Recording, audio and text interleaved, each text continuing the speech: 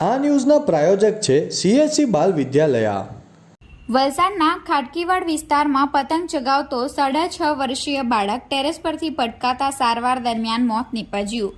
ગંભીર રીતે ઘાયલ બાળકને પ્રાથમિક સારવાર હેઠળ વલસાડની કસ્તુરબા હોસ્પિટલમાં ખસેડાયો।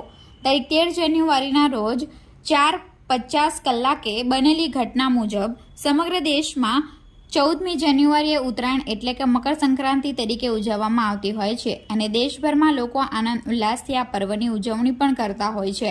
મુખ્યત્વે ગુજરાતમાં મકર સંક્રાંતિ ઉજવણી પૂરજોશમાં કરાતી હોય છે, ત્યારે તહેવારની ઉજવણી દરમિયાન ઘણા અણબનાવ પણ બનતા હોય છે। ઘણી વખત તહેવાર દરમિયાન અકસ્માતના બનાવ પણ બનતા હોય છે, જેમાં ટેરેસથી પટકાવું, દોરાથી કપાવું કે પછી વીજ તાર પર દોરો પડતા કરંટ લાગવો।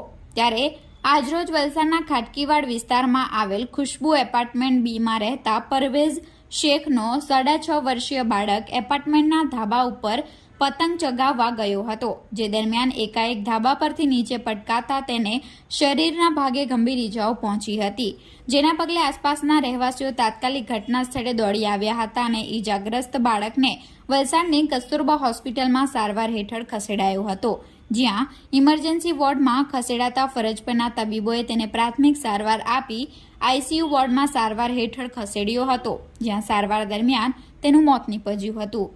બાળકના મોતથી સમગ્ર પરિવારમાં મોતની કાલીમાં છવાઈ ગઈ હતી।